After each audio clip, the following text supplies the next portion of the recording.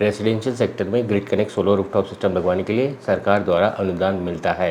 एक 10 किलोवाट का solar rooftop system लगवा रहे हैं अपने घर पे और वहाँ पे आपके पास दो ऑप्शंस हैं। तो यूपी में वहाँ पे तो स्टेट सब्सिडी भी मिलती है। आपका ईमेल एड्रेस और आपका मोबाइल नंबर, ये दोनों आपका पहली बात तो डिस्कॉम की वेबसाइट पे अपडेटेड होना चाहिए। यहाँ पे जो भी सिस्टम्स लगेंगे उसमें जो मॉड्यूल लगेगा यानी कि जो सोलर मॉड्यूल लगेगा वो DCR होना चाहिए। DCR मतलब कि डोमेस्टिक कंटेंट रिक्वायरमेंट। नमस्कार दोस्तों, नो डाउट आज की डेट में रेजिडेंशियल सेक्टर में grid connect solar rooftop system लगवाने के लिए सरकार से अनुदान मिलता है यानी कि सब्सिडी मिलती है। और ये जो सोलर रूफटॉप सब्सिडी है वो सिर्फ और सिर्फ रेसिडेंशियल सेक्टर के लिए ही है।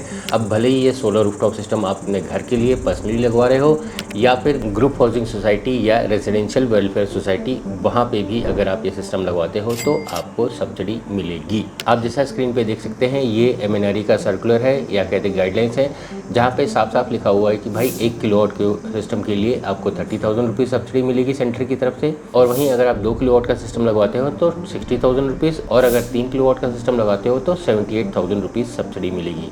मोटा मोटी मैक्सिमम जो सब्सिडी बताई गई है वो है 78,000 रुपीज़। और वहीं अगर हम रेसिडेंशियल वेलफेयर एसोसिएशन या फिर कहते हुए सोसाइटीज़ की बात करें तो वहाँ पे एक फ्लैट के पीछे 3 किलोवाट मैक्सिमम और पर किलोवाट के ऊपर 18,000 रुपीज़ सब्सिडी मिलेगी। और वहाँ पे जो मैक्सिमम कैपेसिटी डिफाइन की गई है वो है 500 किलोवाट। तो मोटा मोटी ये तो क्लियर होता है कि भाई रेसिडेंशियल सेक्टर में grid connect solar rooftop system लगवाने के लिए सरकार द्वारा अनुदान मिलता है। और अच्छी बात ये है कि भाई कुछ स्टेट्स में, मिसाल के तौर पे यूपी में, वहाँ पे तो स्टेट सब्सिडी भी मिलती है। 1 किलोवाट के लिए एडिशनल 15,000 रुपीज़ सब्सिडी और 2 किलोवाट के लिए या उससे ऊपर जो भी सिस्टम आप लगाते हैं तो 30,000 रुपीज़ आपको सब्सिडी मिलेगी। तो ये चीज़ तो आज की डेट में क्लियर है। बट यहाँ पे कुछ कंडीशंस हैं, कुछ पॉलिसी प्रोसेस गाइडलाइंस हैं जो आपको फॉलो करना होता है, तभी आपको ये सरकारी अनुदान मिलेगा। अब चूँकि ये सरकारी अनुदान है तो ऑब्वियस सी बात है कि भाई यहाँ पे कुछ गाइडलाइंस भी फॉलो करनी होगी। और अच्छी बात ये भी कि भाई ये जितना भी पॉलिसी प्रोसेस गाइडलाइंस है वो ऑनलाइन अवेलेबल है और आपको ये सिस्टम के लिए जो भी कार्रवाई करनी है वो सब ऑनलाइन ही करनी है। अब यहाँ पे कुछ बेसिक जो टर्म्स कंडीशन है वो मैं आपको क्लियर कर देता हूँ सो दैट आपको आसानी हो जाए ये सब्सिडी का पूरा प्रोसीजर समझने में और आप उसके लिए अप्लाई कर पाएँ। तो यहाँ पे जैसा पहले ही बताया है कि भाई जो भी करना है वो ऑनलाइन ही करना है।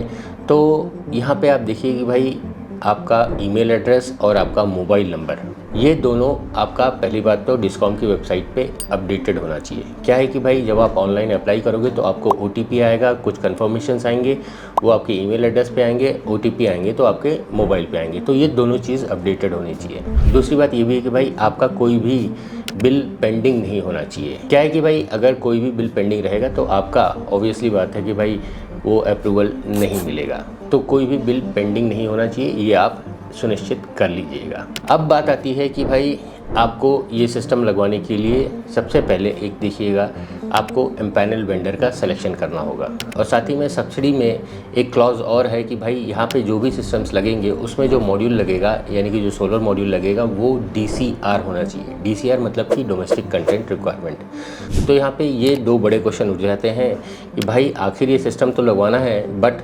एम्पैनल वेंडर के थ्रू ही क्यों लगवाएं और ये DCR का क्यों कंपलसरी कर रखा है।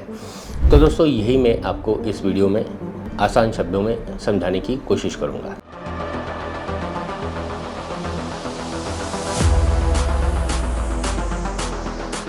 तो सबसे पहले बात कर लेते हैं कि भाई आखिर ये एम्पैनल वेंडर ही क्यों। तो दोस्तों आपकी जानकारी के लिए बता दूं कि भाई ये जितने भी grid connect solar rooftop system है ये कोई गवर्नमेंट एजेंसी या गवर्नमेंट का डिपार्टमेंट नहीं लगा रहा है या ये कोई स्टैंडर्ड प्रोडक्ट नहीं है कि भाई गैस सिलेंडर की तरह हो गया कि भाई कुछ ही कंपनीज इसे लगा रही हैं या कोई पेट्रोल पंप हो गया, तो कुछ ऐसा यहाँ पे नहीं है।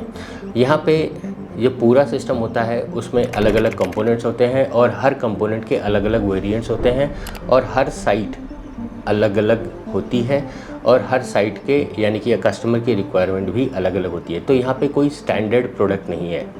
ये कोई टीवी फ्रिज वॉशिंग मशीन नहीं है कि भाई आप बोल दें कि भाई 165 लीटर का फ्रिज कितने रुपए में मिलेगा या 200 लीटर का फ्रिज कितने रुपए में मिलेगा या वॉशिंग मशीन कितने रुपए में मिलेगी। तो ये ऐसा कोई स्टैंडर्ड प्रोडक्ट नहीं है, ये एक प्रोजेक्ट है। तो यहाँ पे रेट डिफ़ाइन कर पाना इस थोड़ा सा मुश्किल का काम, लेकिन फ़िलहाल हमने अपनी तरफ से कोशिश की है कि भाई एक रेट्स अंदाजन क्या रेट्स होते हैं उसके वीडियोस हमने ऑलरेडी इस चैनल पे शेयर कर रखे हैं। आपके पास अगर टाइम है तो आप उसे भी देख लीजिएगा, आपको एक अप्रॉक्सीमेट रेट का पता भी चल जाएगा, यानी कि अंदाजन रेट पता चल जाएगा। अपने पॉइंट पे वापस आते थे कि भाई ये एम्पैनल्ड वेंडर ही क्यों।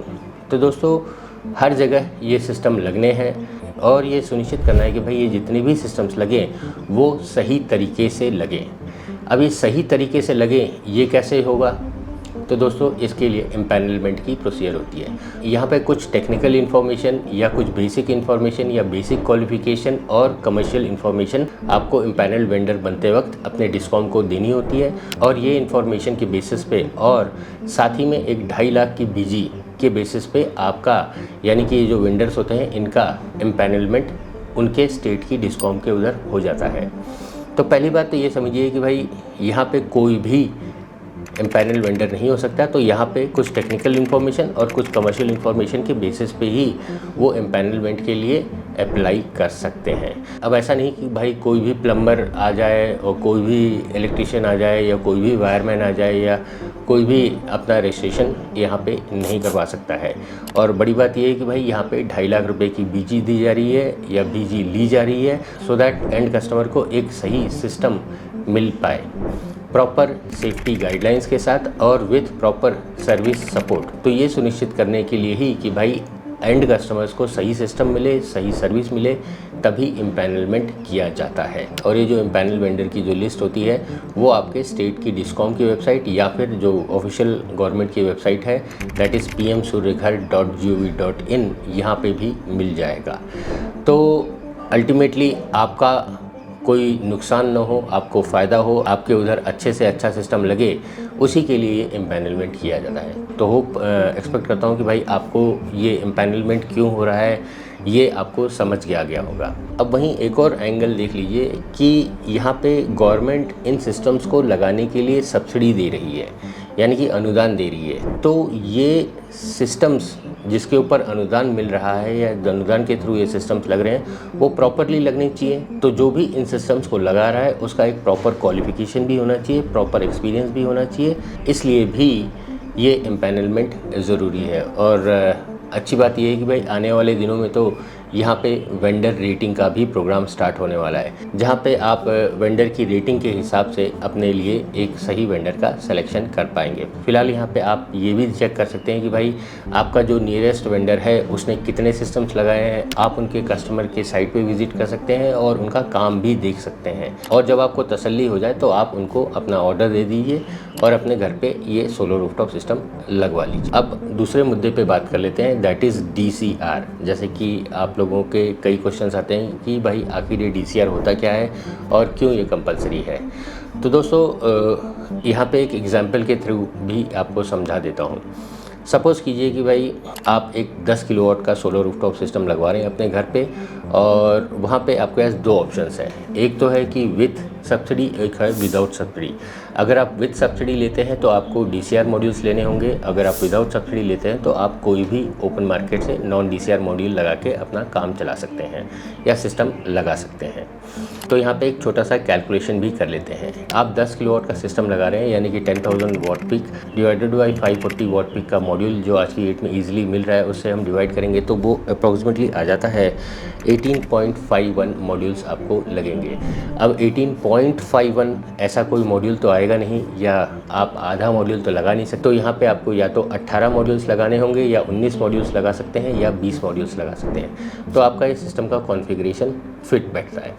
तो यहाँ पे हम अपने कैलकुलेशन के लिए ले लेते हैं कि भाई 20 मॉड्यूल हम लगा रहे हैं, तो हम मल्टीप्लाई कर लेते हैं 20 multiplied by 540 that comes to 10,800 watt peak के हम मॉड्यूल्स लगा रहे हैं। नो डाउट ये जो कॉन्फ़िगरेशन है चल जाएगा, तो आप ये 10 किलोवाट का सिस्टम का साइजिंग डिज़ाइनिंग कर लेंगे। अब यहाँ पे मुद्दे की बात समझ लेते हैं कि भाई 10,800 वाट पीक के मॉड्यूल लग रहे हैं, तो DCR वर्सेस नॉन DCR में अप्रॉक्सीमेटली 4 से 5 रुपये पर वॉट के पीछे कॉस्ट में फ़र्क आता है। जी हाँ दोस्तों, आप अगर DCR मॉड्यूल्स ले रहे हैं तो उसकी costing as compare to non DCR modules वहाँ पे कम से कम भी आपको 4 से 5 रुपए पर वॉट का डिफरेंस देखने को मिलेगा।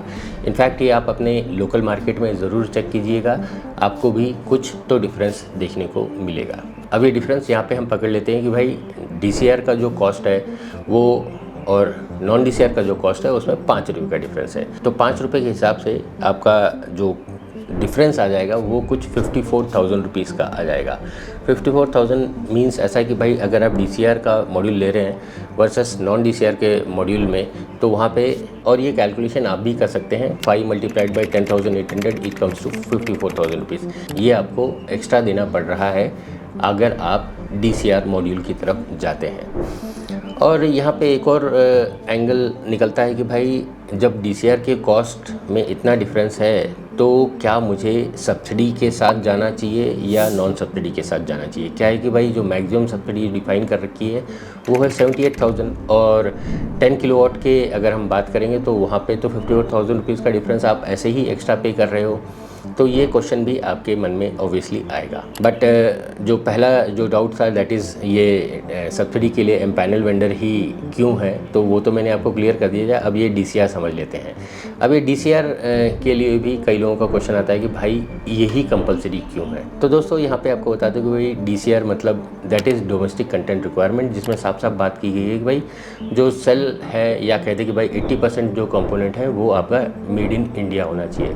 तो यहाँ पे अगर हम सेल को ही पकड़ लेते हैं तो वो मोर देन 80% हो जाता है। तो ऑब्वियसली बात है कि भाई अगर सेल इंडिया में मैन्युफैक्चर्ड है तो आपका जो मॉड्यूल है वो DCR को कंप्लाई करता है। और ये बात इसलिए भी की गई है कि भाई हमें अपने इंडियन मैन्युफैक्चरर्स को भी सपोर्ट करना है, made in India, make in India, इस चीज़ को भी ध्यान में रखना है और इसीलिए ये DCR का कंपोनेंट रखा गया है। और मुझे यकीन है कि भाई आप भी अपने देश में बने हुए चीज़ों को सपोर्ट करेंगे, मेक इन इंडिया और मेड इन इंडिया इसको ज़रूर ध्यान में रखेंगे। तो ये जो DCR है इसी को ध्यान में रख के बनाया गया है, support and promote Indian manufacturers. अब यहाँ पे थोड़ा सा गणित भी समझ लेते हैं। क्योंकि 10 किलोवाट का सिस्टम है तो मैक्सिमम जो सब्सिडी मिलेगी वो 78,000 रुपीज़ की ही मिलेगी और जो हम एक्स्ट्रा पे कर रहे हैं 54,000 रुपीज़ है। बट नो डाउट तब भी आपका कुछ न कुछ तो आपको सब्सिडी मिल रही है। इससे आपका पेबैक में भी अच्छा खासा फ़र्क बैठता है। बट यहाँ पे जैसा कि मैंने पहले ही बोला है कि भाई इन दोनों पॉइंट्स का ध्यान में रखना है। That is first empanel vendor के थ्रू ही आपको ये सिस्टम लगाना है, दूसरा है यहाँ पे DCR। अब यहाँ पे कई लोगों के मन में ये भी क्वेश्चन आ जाता है कि भाई जब DCR 3 किलोवाट तक के लिए ही मिल रहा है तो 3 किलोवाट तक के DCR वाले मॉड्यूल लगाते हैं और बाकी नॉन DCR लगाते थे तो क्या चल जाएगा। तो दोस्तों नहीं, आपका अगर सिस्टम सब्सिडी में है तो उसमें लगने वाले सारे मॉड्यूल्स मतलब कि पूरे 10 किलोवाट के जो मॉड्यूल्स हैं वो सब DCR होने चाहिए। अब ये DCR के मॉड्यूल्स ऐसे नहीं है कि भाई आप उसे देख के और छुप के समझ जाएं। यहाँ पे उसका एक प्रॉपर सर्टिफिकेट होता है जो कि आपको आपके डीलर से मांगना होता है, आपका डीलर मैन्युफैक्चरर से लेता है और उसमें प्रॉपरली मेंशन किया रहता है कि भाई ये मॉड्यूल नंबर DCR कंप्लाई करता है। क्या है कि भाई हर मॉड्यूल के पीछे एक नंबर लिखा होता है और वो वहाँ पे मेंशन होगा और ये इन्फॉर्मेशन आपको जब सब्सिडी अप्लाई करेंगे, जो गवर्नमेंट की वेबसाइट है pmsuryaghar.gov.in, यहाँ पे अप्लाई करते वक्त जो 6 स्टेप्स हैं उसमें एक स्टेप में ये पूरा इन्फॉर्मेशन भी आपको अपलोड करनी होती है। तो ये सर्टिफिकेट लेना आप भूलिएगा मत। अब यहाँ पे एक और बात सुनने में आई है कि भाई कई लोग ये भी बोल देते हैं कि भाई हम आपको अपफ्रंट सब्सिडी दे देते हैं और ये जो सब्सिडी है उसके लिए तो आपको टाइम लगेगा और बहुत सारे पेपर वर्क करने होंगे, बहुत कॉम्प्लिकेटेड है। तो दोस्तों यहाँ पे आपको ये भी क्लियर कर दूँ कि भाई इट्स नथिंग कॉम्प्लिकेटेड। अगर आपको कोई बोल रहा है कि भाई मैं आपको सब्सिडी काट के दे रहा हूँ तो आप इतना समझ जाइए कि भाई या तो वो पैनल वेंडर नहीं होगा और आप भी जानते हैं कि भाई कोई भी अपनी जेब से ये सब्सिडी नहीं देगा और बिना प्रॉफिट के कोई सिस्टम नहीं लगाने वाला, या फिर कह दे कि भाई कोई बिना प्रॉफिट के कोई बिजनेस नहीं करता। तो आप अगर ये दोनों बातें समझ गए होंगे तो आपको खुद ही अंदाज़ा लग जाएगा कि भाई अगर कोई बोल रहा है कि भाई मैं सब्सिडी काट के दे रहा हूँ तो उसका क्या मतलब होता है। ये जो सब्सिडी है ये सेंट्रल गवर्नमेंट दे रही है और चूंकि ये सरकारी अनुदान है तो ऑब्वियस ही बात है कि भाई आपको कुछ पॉलिसी प्रोसेस गाइडलाइंस को फॉलो करना होगा और जैसा कि मैंने शुरुआत में ही बताया इट्स ऑनलाइन आज की डेट में आपको कहीं जाने की ज़रूरत नहीं है। आपका एम्पैनल वेंडर ही आपको गाइड करेगा कि भाई कैसे अप्लाई करना है, कैसे अप्रूवल मिलेगा, कौन कौन से डॉक्यूमेंट्स कौन कौन से स्टेप पे अपलोड करने हैं। और फाइनली जब आपका ये सिस्टम लग जाएगा और जितने भी रिक्वायर्ड डॉक्यूमेंट्स हैं आप अपलोड कर देंगे, तो आपके खाते में डीबीटी, ये जितना भी सब्सिडी का अमाउंट है वो that is direct benefit transfer आपके खाते में आ जाएगा। और हाँ, ये जितना भी इन्फॉर्मेशन मैं आपको बता रहा हूँ ये आप official website that is pmsuryaghar.gov.in के ऊपर जाके भी चेकआउट कर लीजिएगा। वहाँ पे सिस्टम का स्पेसिफिकेशन, कौन सी पॉलिसी है, क्या गाइडलाइंस हैं, क्या कैसे कब किधर क्या होगा, ये सारा इन्फॉर्मेशन ब्लैक एंड वाइट में लिखा हुआ है। और अगर आपके मन में तब भी कुछ डाउट होता है तो आप इस वीडियो के कमेंट सेक्शन में अपना क्वेश्चन या डाउट लिख दीजिएगा, हम उस क्वेश्चन को सॉल्व करने की ज़रूर कोशिश करेंगे। और हाँ, आप लोगों की सुविधा के लिए हम हर संडे को लाइव इंटरेक्टिव सेशन करते हैं जहाँ पे आपके द्वारा भेजे गए क्वेश्चंस का हम और हमारे जो एक्सपर्ट्स होते हैं वो आंसर भी देते हैं। तो दोस्तों, आशा करता हूँ कि भाई अब आपके मन में ये डाउट क्लियर हो गया होगा कि भाई आपको विद सब्सिडी जाना चाहिए या विदाउट सब्सिडी जाना चाहिए। सब्सिडी के साथ जाना है तो कौन कौन से स्टेप्स लेने होंगे, और अगर कोई बोलता है कि भाई सब्सिडी कट करके दे रहा हूँ तो उस वक्त क्या डिसीजन लेना है। आपको हमारी ये वीडियो सही में अच्छी लगी है या कहते हैं कि भाई इन्फॉर्मेटिव लगी है, तो आपसे बस एक ही रिक्वेस्ट है कि भाई आप ये वीडियो और लोगों के साथ भी शेयर कर दें, शायद ये इन्फॉर्मेशन उनके भी किसी काम आ सके। मैं अजित बहादुर आप सबका ये वीडियो देखने के लिए धन्यवाद देता हूँ। मिलते हैं नेक्स्ट वीडियो में नए टॉपिक के साथ, तब तक आप इंजॉय कीजिए the supreme source of energy, solar energy. जय हिंद।